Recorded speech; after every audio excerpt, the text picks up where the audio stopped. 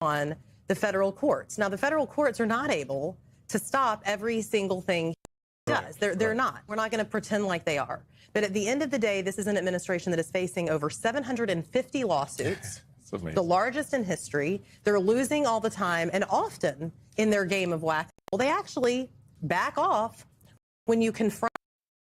And that's why it's so what Congress are doing and what Republican members of people that just agree with the president, like, what are they doing? Because this is a president that is not impervious to political and social pressure from the people. We see that all the time. He'll change his tune in a minute, but yet why is Congress sitting there? But the people are going to have the voice, and the people are going to be the ones that will stop him. Rich, I'm sure you heard the sound from the president on Tuesday. He was asked to what extent Americans' financial situation is motivating his making a deal with Iran. He had said not even a little bit. The only thing that matters when I'm talking about Iran, they can't have a nuclear weapon. Don't think about America's situation. There was an interview with the president and Bret Baier that aired on Fox News. Bret Baier asked the president about criticisms of what he had said, and here's the president given an opportunity to revise and extend. It's very simple. When people hear me say it, everybody agrees. Short-term pain. It's going to be short-term pain. But the pain is much less than people thought. Rich, does everyone agree? Is the pain less than people thought? Well, I think most Americans would disagree with that statement. I think that Americans, many of whom voted for the president in 2024 with the hope that costs would be lowered, that their groceries, their gas, their health care, their housing costs would be lowered. And for many of them, what they're discovering is that not only have costs remained high, but for many, the costs are even higher right now and than they were in 2024. And with a lot of regret and remorse, I talk in my memoir about some of the reasons why I supported the Trump campaign. I did believe as an outsider that he would disrupt the status quo. And unfortunately, we did get a disruptor, but one who is anathema and antithetical to democracy. And I write in the memoir as well about not only reasons that people fell prey to MAGA, but how hard it is for someone to walk away from MAGA. But it is possible to do it. And I think that the cracks are showing right now. I think the chasms are going to continue to widen because of the fact that the president is not keeping his promises. And I believe that many in the base right now are starting to recognize that the president is a dishonest person. I think most people in MAGA deep down know that something is amiss in the country. I said at the DNC convention on night one, I worked on the Kamala campaign, that Trump's toxic superpower is lying. And I think there's no issue, small, medium, or large, that the president is not willing to lie about.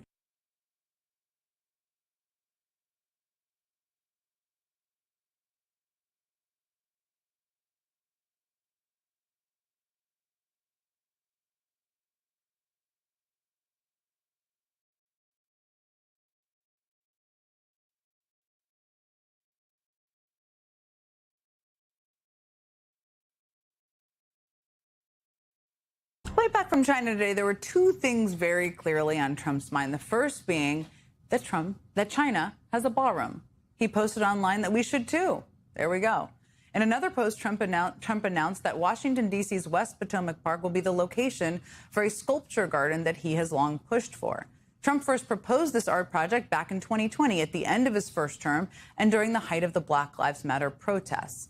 Now, after Trump saw protesters vandalize statues of Confederate generals and other leaders, he signed an executive order creating a task force to expeditiously open a national garden of American heroes with statues depicting a group of, well, mostly white men, from George Washington to Davy Crockett to Antonin Scalia, along with some abolitionists and civil rights heroes like Harriet Tubman and Martin Luther King Jr. There were 31 figures in total for that initial proposal, so remember that number. Because after Trump lost the 2020 election and Joe Biden took office, this whole thing kind of went away for a while. And of course, now it is back, and it is bigger than ever. Because according to the Washington Post, now the project will feature life-size statues of roughly 250 Americans. Added to the list are Albert Einstein, Alex Trebek, Dr. Seuss, and Kobe Bryant. At this point, it's hard to keep track of all of it and all of Trump's vanity projects. We have some of them on your screen right there. I mean, he destroyed the East Wing and the Rose Garden. He wants a triumphal arch so he can play being a Roman emperor. Now 250 life-size sculptures, I guess, is the latest obsession. And all of these attempts to physically imprint himself on Washington, D.C. just keep getting bigger and more expensive and harder to know who exactly is paying for it. Case in point, the Lincoln Memorial reflecting pool. We've talked about this week. But at first, Trump said it would cost about $1.8 million to resurface and paint the reflecting pool in front of the Lincoln Memorial bright blue. And if that already sounds like a whole lot of money to you, well, this week, the New York Times' David Fahrenthold reported that the project, awarded on a no-bid contract, now costs 7 times that amount, a whopping $13.1 million. Whew. Joining me now is David Fahrenthold, investigative reporter for the New York Times. All right, David, there are a lot of projects to be following and watching and paying attention to, and I think we're all grateful you are doing that. Let me start with one of the things you reported this week, that the Interior Department staff members have raised concerns about the quality and speed of the repair work that a contractor is performing on the Lincoln Memorial reflecting pool. You can see some of it there. It's uneven. There are bubbles in it. Explain what those concerns are and why is that important? Well, this is a project that, as you said, is a no-bid contract. And the logic of giving out as a no-bid contract was that they had to go fast. They wanted to be sure this was ready by July 4th. And in fact, the due date for finishing the pool is supposed to be May 22nd. So it's ready for the summer of celebrations. The problem is it doesn't seem like it's going to make that deadline. And that's partly because the project is taking longer because there are these defects. You talked about bubbles and pinholes and other things in the layers of waterproofing. It's going to be waterproof, I promise. And there's also a question about the unevenness of the paint. You've never seen it's not all just waterproofness one color of blue. It's a number like of this. patches of blue. And there's some concern from the Interior Department about what would that look like when it's finally done and filled with water. One of the things we've talked about a bit this week is that Trump kept saying, my pool guy, I have a pool guy. And, you know, he was going to give his contract to this pool guy. And then he kind of reversed course and said he had nothing to do with it. Do you know, you have paid attention to this more than almost anyone. What is going on with it? Where is that pool guy? Is he involved? How did the no-bid contract happen? Explain it to everyone out there, because I think people are interested. Well, Trump didn't just sort of say this offhand. He made a big deal out about it in the Oval Office, and then he released a separate YouTube video where he told this story. And he said, you know, this reflecting pool has lots of problems. The Biden administration was going to take more than $100 million. Eventually, the story, it got up to $400 million. It was going to cost $400 million to do it their way. But I talked to my pool guy. He can do it for, you know, $1.8 million in 2 weeks. And so it seems like not much of that was actually true. Certainly, it's not going to cost $1.8 million, as you talked about already. But now, after we tried to figure out, okay, the people that he hired to do this job, they don't even seem to do pools. They're a company that repairs highway culverts and pipes and fuel tanks. They don't have a pool at all on their website. And they don't do Trump's pool, the pool that he talked about them working on in Northern Virginia. I don't think they've ever worked on it. So who are they? And Trump has now backed off completely from that story, as you said, and said, I don't even know these people. These people that I just said were my pool guy that I found when no one else could find someone to do this job. I don't even know those people. So the guy who we were already concerned that was getting a big job because he was a pool guy is not even a pool guy, which is quite something. There is, and you've been reporting on all of these. We've been using tons of your reporting, just a series of no-bid contracts that are happening, which is not how it's supposed to work in government, just to state the obvious. How is this happening? Absolutely Why crazy. is this happening? How abnormal is it? I know it's quite abnormal, but for people out there who are just hearing this term over and over again. Well, in the law, this is not just a sort of a good practice, it's the law. The law says that federal agencies, when they give out a contract to do anything, buy an airplane to, fix the reflecting pool, you are supposed to seek multiple bidders. To have a bid. And that's not just some good government guru sort of thing. That's capitalism, right? You want to be able to find the person who can do the best work for the lowest price. And how do you do that? You have multiple people compete for the job. What they're doing in these cases is that the Trump administration is saying, we're not going to do that.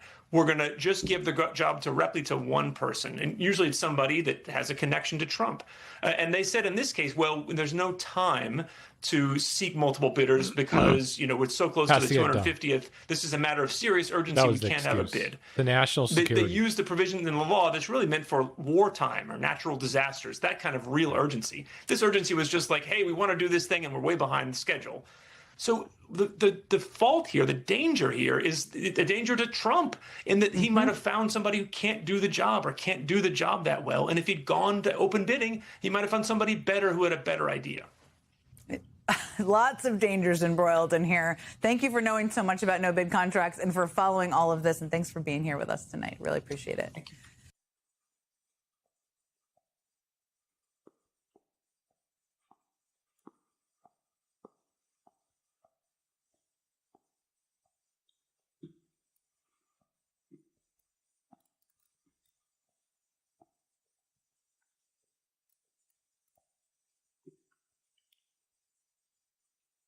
On his flight back from China today, there were two things very clearly on Trump's mind. The first being that China has a ballroom. He posted online that we should too. There we go. In another post, Trump announced that Washington, D.C.'s West Potomac Park will be the location for a sculpture garden that he has long pushed for. Trump first proposed this art project back in 2020 at the end of his first term and during the height of the Black Lives Matter protests. Now, after Trump saw protesters vandalize statues of Confederate generals and other leaders, he signed an executive order creating a task force to expeditiously open a national garden of American heroes with statues depicting a group of, well, mostly white men, from George Washington to Davy Crockett to Antonin Scalia, along with some abolitionists and civil rights heroes like Harriet Tubman and Martin Luther King Jr. There were 31 figures in total for that initial proposal. So remember that number. Because after Trump lost the 2020 election and Joe Biden took office, this whole thing kind of went away for a while. And of course, now it is back and it is bigger than ever. Because according to the Washington Post, now the project will feature life-size statues of roughly 250 Americans. Added to the list are Albert Einstein, Alex Trebek, Dr. Seuss, and Kobe Bryant. That's crazy. What are we doing? That's what I thought I heard. Stream problems. Change one setting. I'm fucked.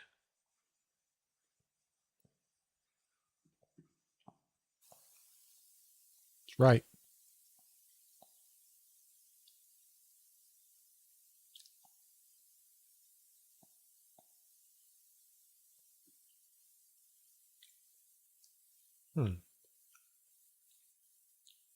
Oh.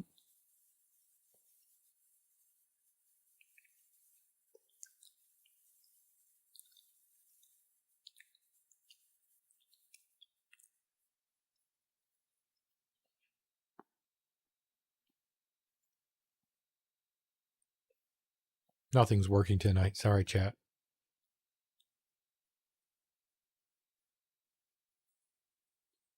Here we go.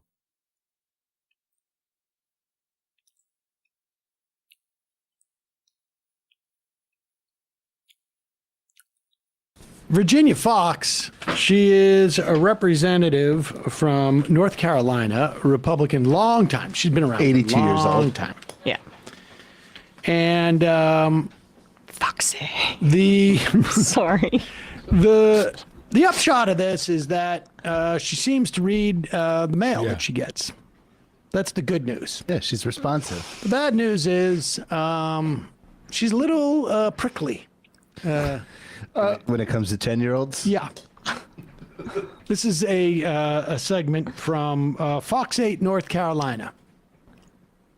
Christian says in April he mailed the essay to Fox in a Canterbury school envelope. Oh, pause it for 1 second.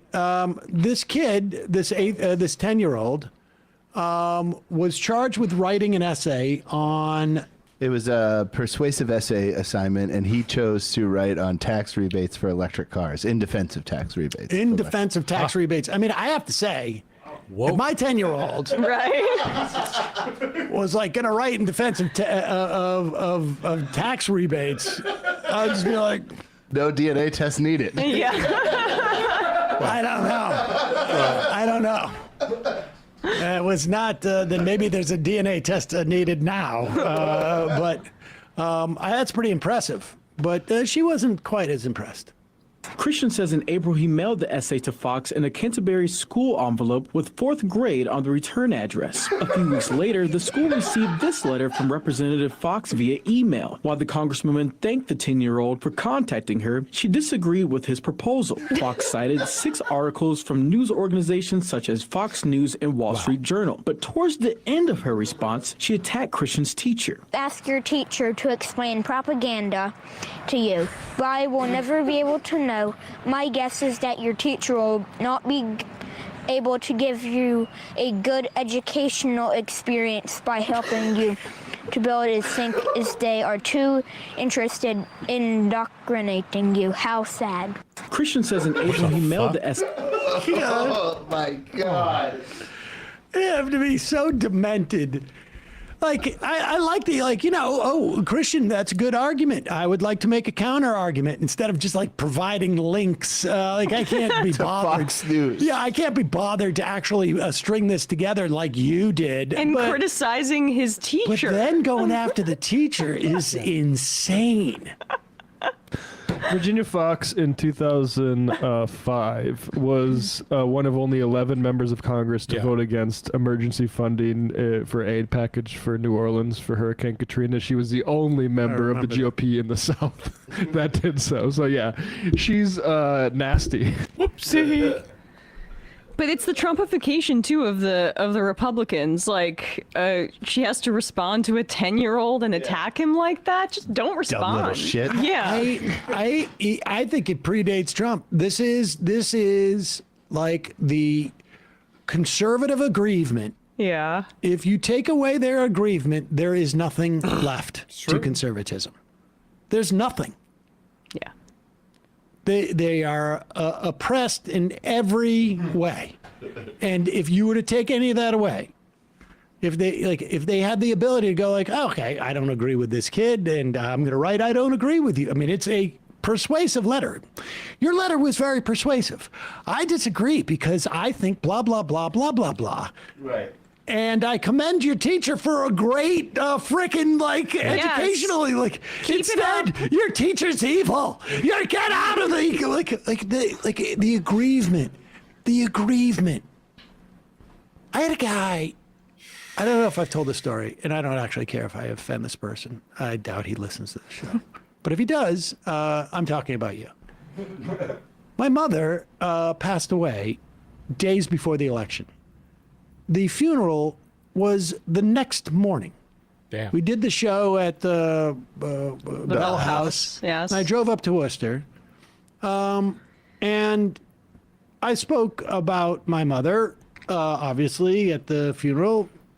And I added like one line, like, you know, because this was 12 hours after the election. Trump had won. Trump had won. I said, my mother never spoke ill of anybody, which was true. She was very sort of like, you know, careful about that and very, you know, she was nice. Blasted, dude. And I said, except for, which was also true, she had a few words about Donald Trump.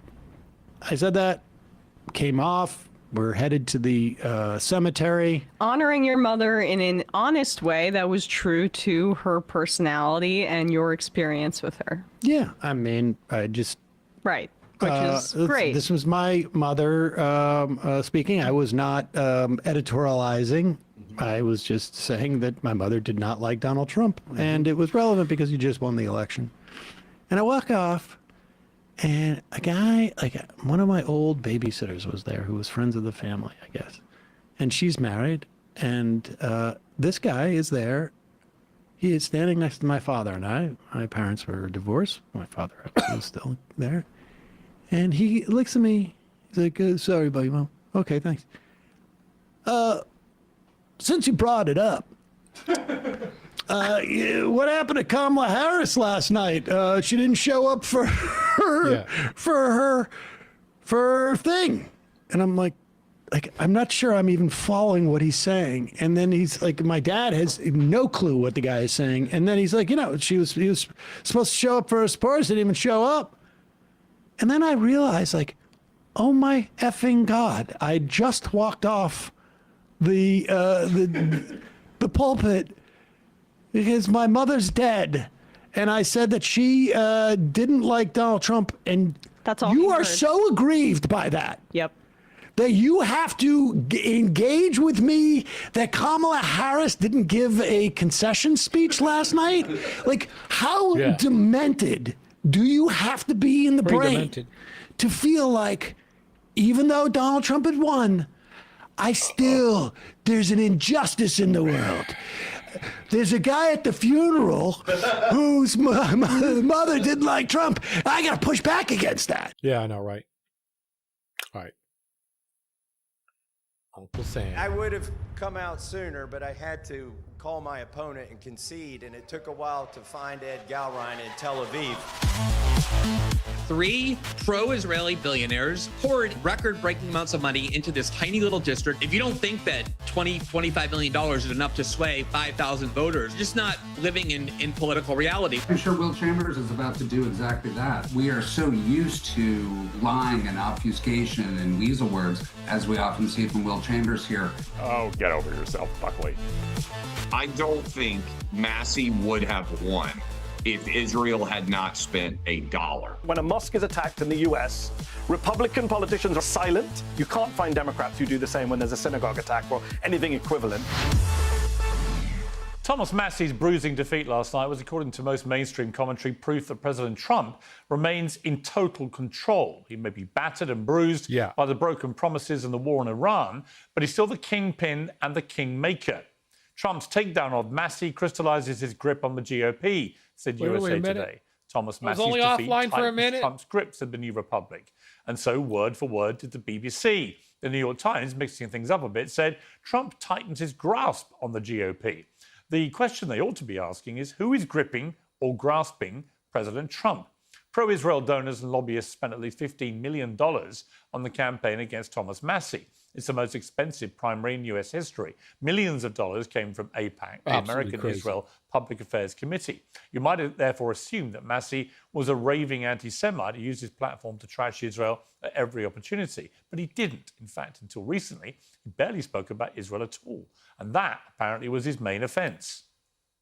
Because there's a foreign interest group called AIPAC that's, got the ear of this current speaker and demanded 16 votes in April on Israel or the Middle East. We haven't had 16 votes in April on the United States in Congress.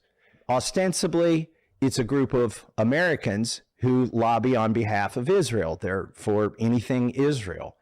And they're a very effective lobbying group. They get in there. They try to get me to write a white paper as a candidate, for instance, for Congress. They almost get on what? On Israel.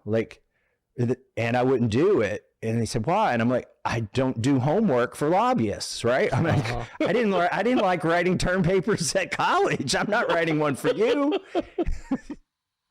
Well, the campaign against Thomas Massey painted a grim picture of a scheming figure of dubious morals who went out of his way to make life difficult for Trump. In fact, he voted with the Republican Party more than 90% of the time. Massey is staunchly against expensive military interventions and foreign aid, especially the Iran war. He's a leading critic of wasteful government spending and unmanageable debt. He's campaigned relentlessly for the total release of the Epstein files and for the prosecution of men whose crimes they exposed. In other words, his platform is a lot like the one that got Trump elected. So how did he become MAGA enemy number one? Well, it probably has something to do with statements like this. People who are funding the ballroom, the people who are funding the arch, the people who are funding the rebranding of the Kennedy Center, these are the people who are also funding my opponent. These are the people who have the ear of the president. These are the people who are dominating our foreign policy decisions. They're the billionaires. And these are also the same people who are in the Epstein files. So a Massey gone, at least for now. It's very reasonable to ask what it all means for the future of a MAGA government in some turmoil. Has Trump tightened his grip on MAGA, or has the donor class tightened its grip on Trump? Joining me to debate all this is Will Chamberlain, Senior Counsel of the There's a Alpha debate? Project, Glenn Greenwald, the host of System What's Update, the Clay debate? This, founder of Outkick, and Bucky Oh, Carlson, no, not former this Republican guy. strategist and speechwriter. Well, welcome to all of you. I don't know if I Any can see Arsenal this. fans I amongst don't you like before we get any of anywhere? these guys. Sure, I'll be an Arsenal fan today for you. Thank you, Will Chamberlain. In that case, you're going to get an easier ride than normal. For American viewers who are a little mystified by what an Arsenal is, if it doesn't involve the US military, I can tell you it's my football team. I'm not going to use the word soccer in one of my own shows. And we've just won the Premier League for the first time in 22 years, which has made me the happiest human being on God's earth. And on that positive note, I now expect you very quickly to be tearing each other from limb to limb. Glenn Greenwald, it's an interesting scenario, this, involving Thomas Massie and indeed other people who appear to have been crunched in this primary race by Trump's political fist. And yet at the same time, you see a lot of the conservative right at war with each other. So what are you reading into the sort of overall picture here about what's going on? Oh, I've been interviewing Thomas Massie for years prior to October 7th, when he was really not talking much about Israel at all, applying, though, the same exact principles, applying to other issues as he's now applying to Israel, including being one of the leading opponents, for example, of the Biden administration's policy of financing the war in Ukraine on exactly the same grounds. He opposes U.S. financing of the Israeli military and the Israeli wars, which is people in Israel are doing extremely well. Ukraine is not our government's obligations. American citizens are. Our towns are falling apart. People don't go to college. They can't afford health care for their kids, the most basic things that a decent country provides for their citizens. And yet we're spending billions of dollars on countries like Israel, where millions of people have higher standards of living in that country than they do here in the United States. He's been the leading cause or advocate of privacy rights and opposed to domestic spying. So he's always been somebody who's been a leading advocate of many of the principles, including, by the way, free speech, that the MAGA movement claimed before Trump got back into power again, that were most important to them. He aligned perfectly with it. The difference, though, is that he became an outspoken opponent of the U.S. relationship with Israel after October 7th, when the U.S. started spending not just $4 billion a year on Israel, but $20 and $25 billion, and however you count, far more than that, in the wake of all the wars that Israel was involved with. And because of that, obviously, Trump was a major factor. But the real difference in this race was that three pro-Israeli billionaires, led by Miriam Adelson, who Trump himself said is more loyal to Israel than she is to the United States, spent most of her life as an Israeli, was in the IDF, obviously poured insane amounts of money, record-breaking amounts of money into this tiny little district where all you need is 50,000 votes to win. And if you don't think that $25 million is enough to sway 5,000 voters, which was the difference in the race, from one side to the other, you're just not living in political reality. We saw AIPAC do that last year in 2024. That'd be they a lot of money broke their on own a record national this year. scale. They did it to Cori Bush and Jamal Bowman, put $15 million in both of those primary races. That is a massive story that people who Trump himself says have either primary loyalty or at least equal loyalty to a foreign country are overriding what polling shows are people's opposition to Israel, to the war in Iran, and just drowning our politics in enormous amounts of unlimited money in service of this foreign country. And not saying Trump wasn't a major role. Obviously he was. He has a huge grip on especially Republican primary voters. But if you deny that that was at least as big of a factor, then you're just insulting the intelligence of anybody listening. Well, Will Chamberlain, I'm sure Will's about to do that. Sorry, Buckley, what was that? I was going to say, I'm sure Will Chambers is about to do exactly that. I'm about to ask him to do exactly that. Travis. I was going to preface it. Are. Well, I was going to preface it by saying that just before we came on air with this show, Donald Trump has gone public about a growing sense that people are getting that it's Israel trying to call the shots in Iran, that they forced him into the war in the first place, that they don't want it to end. They think that America should re-engage in the military strikes and so on. And Donald Trump's reacting pretty forcefully. Let's take a listen. What have you said to Prime Minister Netanyahu about Iran and how long to hold off on strike? He's fine. He'll do whatever I want him to do. He's a very, very good man.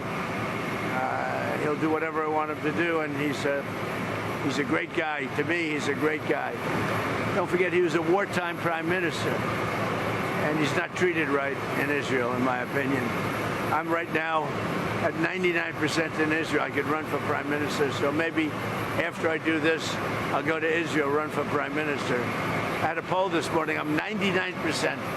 So that's good. But no, he's a wartime prime minister. And I just don't think they treat him well. Mr. President, what do you do? I think they have a president over there that treats him very poorly. So a lot to unpack there, Will, not least the idea of Prime Minister Donald Trump of Israel. Well, we'll watch that development with interest. But this central point around Thomas Massie, which I find really fascinating, is that pretty much everything he stands for, and we'll park the Israel part of this to one side for a moment, but pretty much everything else, as Glenn articulated, would be the kind of stuff that Trump campaigned on when he got re-elected. I mean, it was, I'm not going to meddle in foreign wars, particularly in the Middle East. I'm going to take care of cost of living, America first, you know, et cetera, et cetera. And people have looked at this and gone, well, you've done the complete opposite. And here's Thomas Massie, who's actually continued to stand by the positions that Trump was espousing as a candidate, leaving a lot of people a little bit mystified here about why Massie becomes the bogeyman if it doesn't involve his criticism of Israel. Because, again, what Glenn said is correct. You can not be a conspiracy theorist to recount factually that there were millions and millions of dollars pumped in by, you know, Israeli-friendly billionaires against Massie. And the only reason that could be, it seems to me, is because of his increasingly critical rhetoric about the Israeli government. What do you say? Well, I think that's just simply mistaken. Remember, Thomas Massie wasn't broke here. He had over $10 million of his own to spend, sourced from libertarians nationwide. So if he wanted to get his message out there, he easily did so. And the problem was that his message was schizophrenic. And it's not Israel, it's the big, beautiful bill. Remember, I mean, you posed this statistic where you said 90% of the time he supported the Republican Party. That's a little bit misleading because the big, beautiful bill was the one bill last year that essentially contained the entirety of the president's agenda. And by voting against that, he voted against basically everything President Trump ran on. Massive increases in border security funding, funding for the wall, no tax on tips, no tax on overtime, massive decreases in some discretionary spending. So it was the key part of his agenda, and he was the only Republican to vote against it. And so then you look at what was the message? You say pro-Israel donors spent, but what did they say to voters in northern Kentucky? They replayed President Trump's rally where he endorsed Ed Galbraith, called Thomas Massie the worst congressperson in the history of the country, disloyal to him, disloyal to the party. And I don't think the voters of northern Kentucky are stupid. They voted for the president by almost 2-1. They know what they wanted. They wanted a loyal representative, and they weren't getting that in Thomas Massie, and that's why he's not going to be in Congress starting in January. Have they got the president they thought they were voting for in 2024? Absolutely, they certainly think so. I mean, Thomas Massie had the opportunity to make the arguments about how, you know, Trump was betraying his base. He wasn't making those arguments at all. Towards the end, he was making arguments about how me and Donald Trump have a lot of work to do still together, which is ironic because a few months earlier, he was talking about how the Trump administration was the Epstein administration.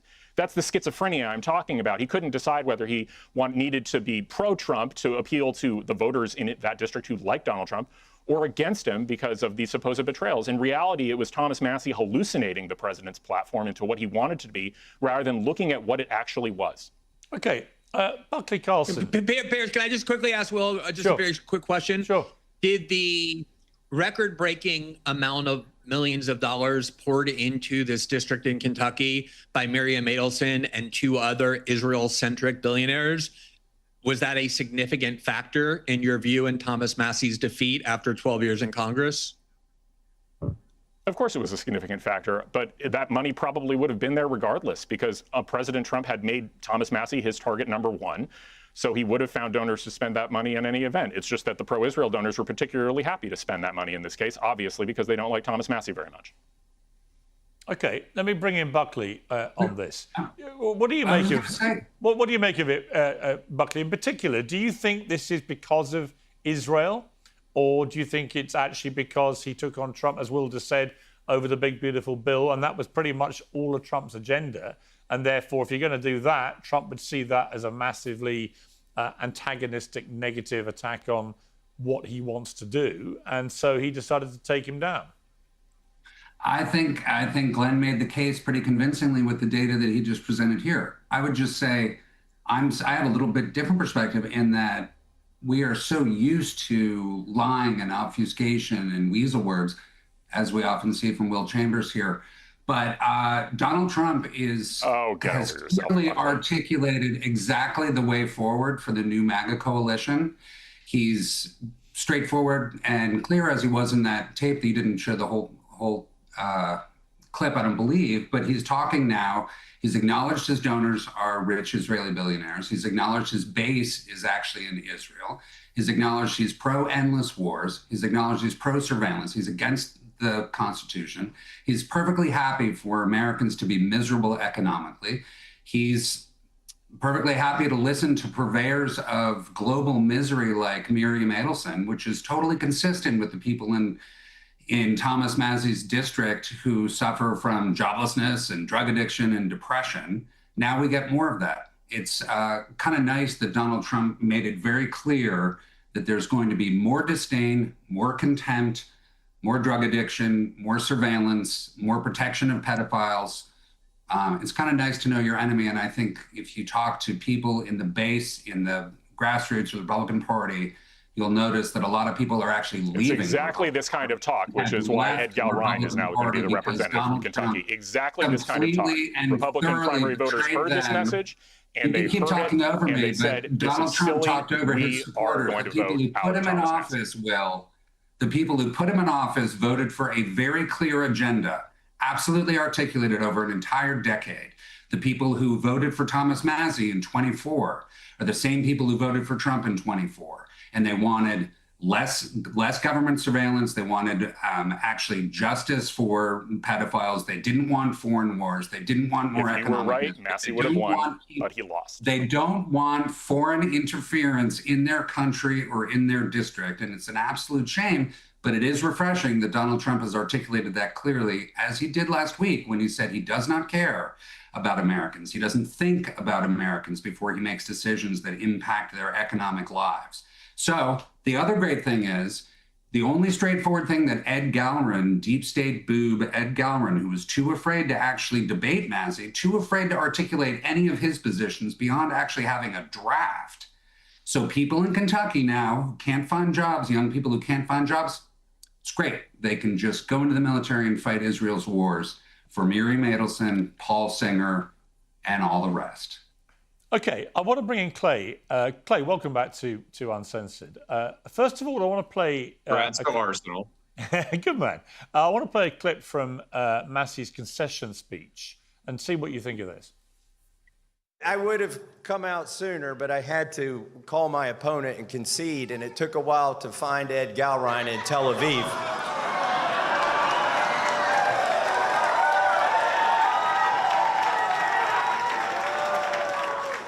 I did get the call through, though.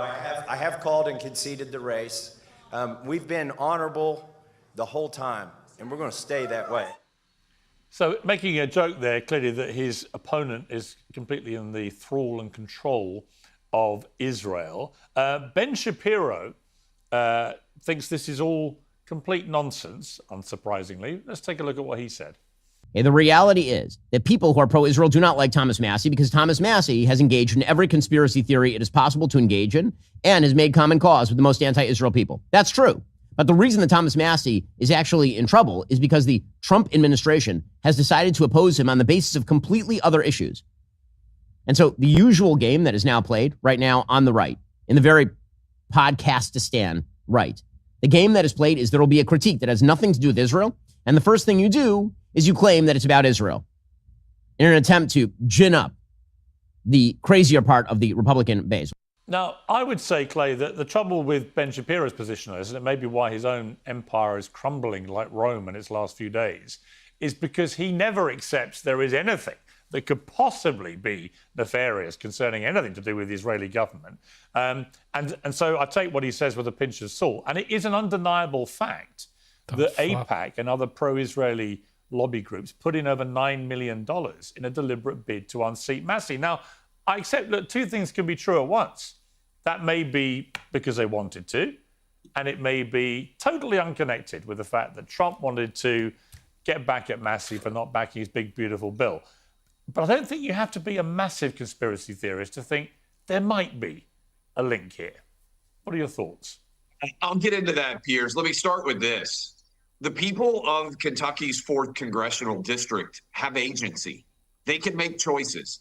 If Kamala Harris had been running against Thomas Massey and $1 billion had been spent on Kamala Harris in the 4th Congressional District, she would have lost. Every lobbying group in America could have spent money on the wrong candidate in Kentucky's 4th congressional district, and it wouldn't have mattered, right? So ultimately, this race came down to a decision between two people.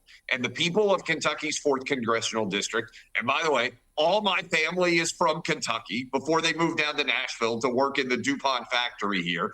All of my dad's family was from Kentucky. There's a lot of hardworking, tough people in Kentucky, and they went out and they listened to the arguments, and they decided by 10 points that they thought Gowrine would represent them better than Massey and the interest that they had. Now, was Donald Trump a big part of that? Yes, because Donald Trump would still win the state of Kentucky by 20-plus points if we had a presidential election statewide right now. What this really came down to is Donald Trump is more popular in the Kentucky 4th congressional district than Thomas Massey is. And whomever Trump decided he was going to endorse, I believe would have won. Just like happened in Indiana with the state senators, just like we saw happen in Louisiana with the Senate race, Trump is more popular in the South, I live in Nashville, than any elected official anywhere in the South. And so if Trump comes out and says, this is my guy or this is my gal, his supporters are going to go out and vote. I actually think. Then why did they pour a record-breaking number of money into Kentucky? Why did these billionaires pour a record-breaking amount of money into Kentucky? Are they just dumb? They don't realize what you realize? They wasted it? Let me just answer your question. Kamala spent $1 billion more in 2024 than President Trump's campaign did. If you talk to them, they believe if they'd had Kamala's money, they would have won in New Jersey and they would have won in Virginia. They won all 7 swing states. They spent money because in order to beat an incumbent, you have to make people aware that there is a challenger there. Everybody in the whole district knew Massey already. There's a reason, if you go to Louisiana, that no Republican incumbent senator had lost before 2012. Name recognition matters. If you have a brand new candidate that nobody knows, you have to introduce them to the district. Massey had been elected You need three. You need Miriam Adelson. I think this was not about Israel. This was not about Israel. This was about the fact why was that Miriam Donald Trump Adelson has involved? a very Why was Miriam Adelson involved? Why was she so definitely involved? was. Why was her money so decisive? There is a very small majority right now in the House. And the Trump team was frustrated because Massey, representing a rock-ribbed Trump district, was not supporting the primary agenda, the big, beautiful bill, trying to move on from the Epstein story. Has there been any benefit? He promised that there were going to be all these charges brought. And instead of being 100% behind President Trump's agenda, as the voters of Kentucky's 4th congressional district have now shown that they want their representative to be, he decided that he wanted to fight President Trump. He has that right. Marjorie Taylor Greene voted. Marjorie Taylor Greene voted for the big beautiful bill. Marjorie Taylor Greene. Hold on. I think it helps Thomas Massey to argue, oh, Israel's against me, instead of pointing out the truth, which is he wasn't supporting enough of President Trump's agenda for the people of Kentucky. Marjorie Taylor Greene. You said her name 4 times. For the big Marjorie Taylor Greene voted for the big beautiful bill. She was on Trump's side with every domestic policy issue that you just said Massey impeded. Her blasphemy was the same as Trump is more popular in Marjorie. Did you listen to me? I know you don't want this point. I know you don't want this point out. I know you don't want this point out. But no, because it's bullshit. Everything, this whole narrative is bullshit. This is all about anger at Massey because he voted against the big beautiful bill. He was at least as angry at Marjorie Taylor Greene, even though she voted for the big beautiful bill. Marjorie Taylor Greene. It's not just Israel. It's not just Israel. We don't. Then why does every U.S. politician make hang on. Don't talk over each other. Hang on one sec. Clay, on that last point, on that last point, I would take issue with that because there is some really shocking polling about Israel in America, which is that nearly 2/3 of Americans now have a negative view of Israel. So they're not disengaged in the way that you think. That doesn't mean that Israel is the most important issue in America. I didn't say the most important issue. Israel is in the top No, but it's the most important issue. Okay, but the most important issue. Okay, but hang on. Okay, but the most important. Hang on one second, Buckley. The most. I will come to all of you. The most important issue in America, according to the polling, is cost of living, and there is a direct line between cost of living and Israel, because if you believe the New York Times report and the Iran war, let me paint a picture for you, Clay, where there is a link, which is that the New York Times reported several weeks ago that it was Israel that basically persuaded Trump to go in on the strikes on Iran. The Iran war has become, I'm afraid, an increasing fiasco, mainly because of the situation with the Strait of Hormuz, not because America hasn't pounded with the Israelis, the Iranian military, but the Iranian regime remains intact. They remain in control of the Strait of Hormuz. They remain with a tight grip now on the global energy economy. They are threatening to launch another barrage of missiles over at their Gulf state neighbors, which we know has pretty much, not paralyzed, but caused enormous damage to their ability to develop their new business model away from oil to safe tourism and so on. So, this has not been going the way that everyone was assured it would go. And a lot of people, Clay, my point to bring it together is that they believe that Trump was persuaded to do it by Israel. He's now come out today and said Netanyahu does what I tell him.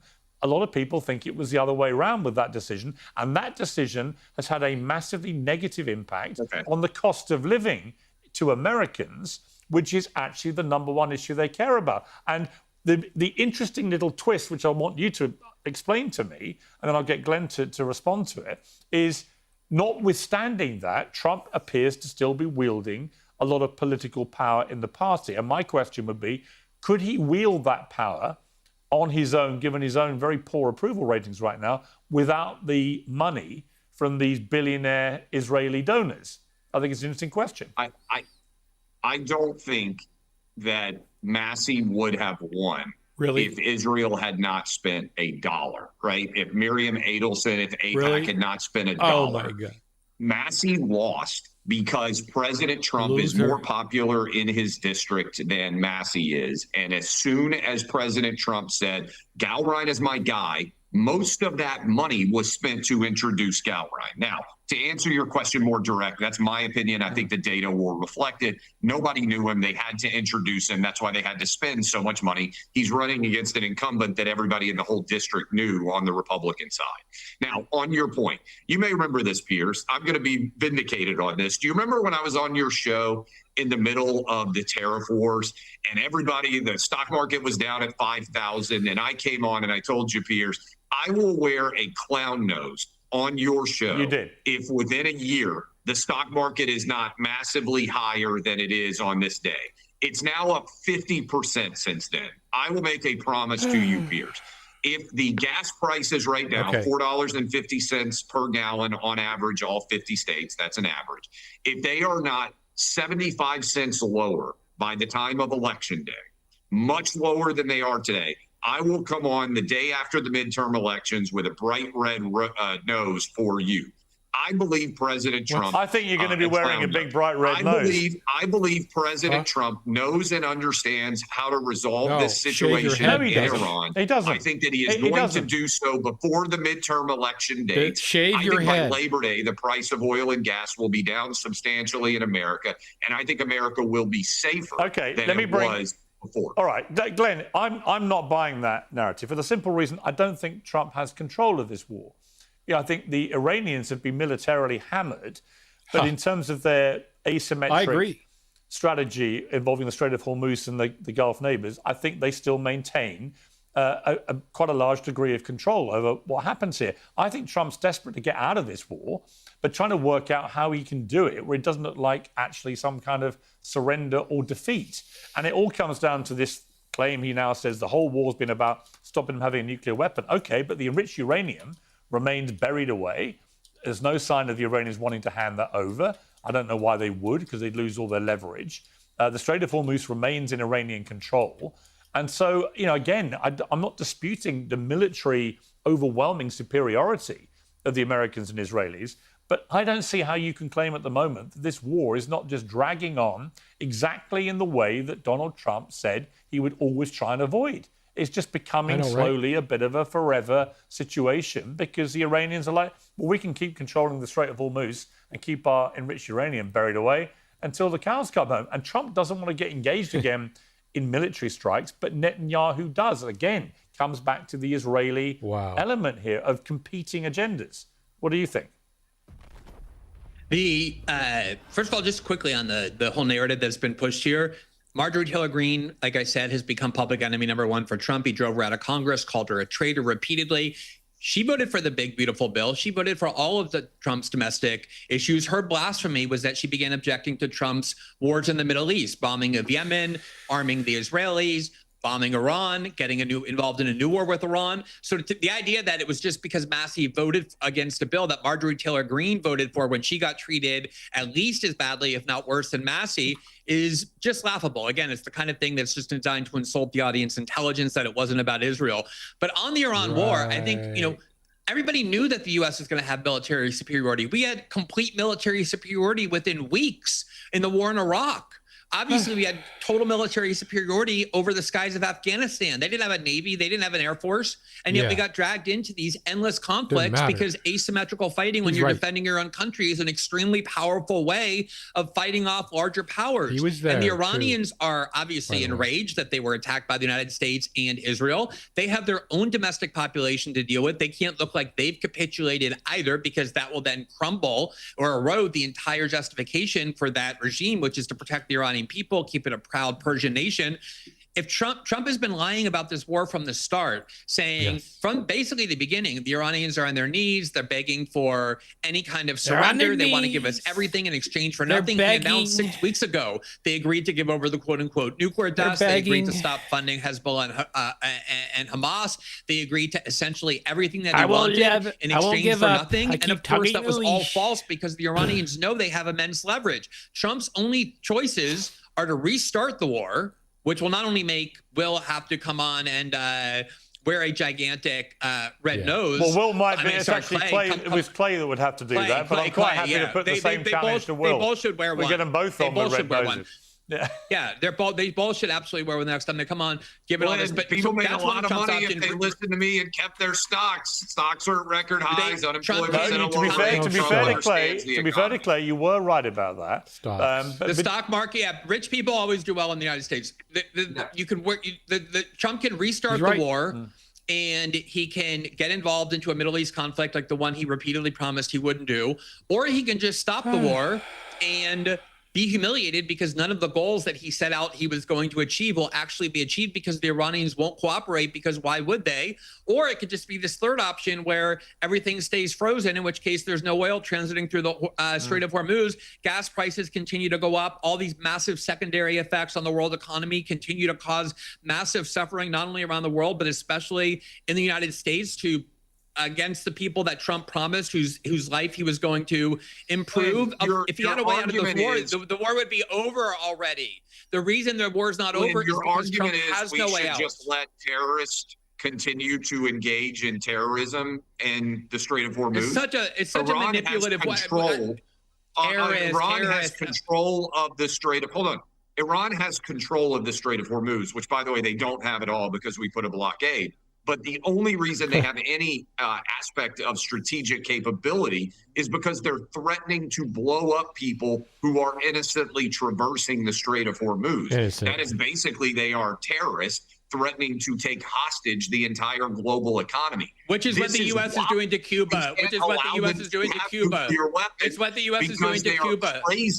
Because they are crazy. It's what the Israelis are doing to Gaza, and it's what the Israelis are doing. Let me bring in the two others, because you guys have had a lot of airtime here. Let me bring in Will Chamberlain. I mean, as Glenn just said, Clay just said the Iranians are crazy.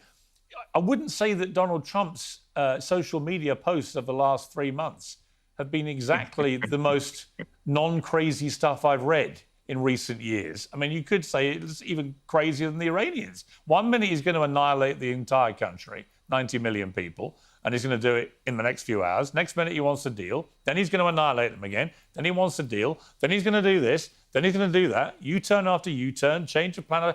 And what it says to me, knowing Trump very well, is that he wants to get out of this thing, and he's trying to work out a way of getting out of it. But if at the end, Will, and we've debated the Iran war, so we don't have to relitigate all that again between you and me, but if at the end of this, and I don't know quite how this ends, frankly, because I think it's in the Iranian interest to string it out as long as possible, but if it ends with the Iranian regime still in place, with the former Supreme Leader's son running the show as the new Supreme Leader, with the IRGC still in a tight control of its people, with the people not rising up at all, because they haven't done so far in 3 months, for a number of reasons, but they haven't, and with the Strait of Hormuz still having some form of control by the Iranian regime, perhaps even putting tolls on stuff that didn't exist before the war started, where's the victory?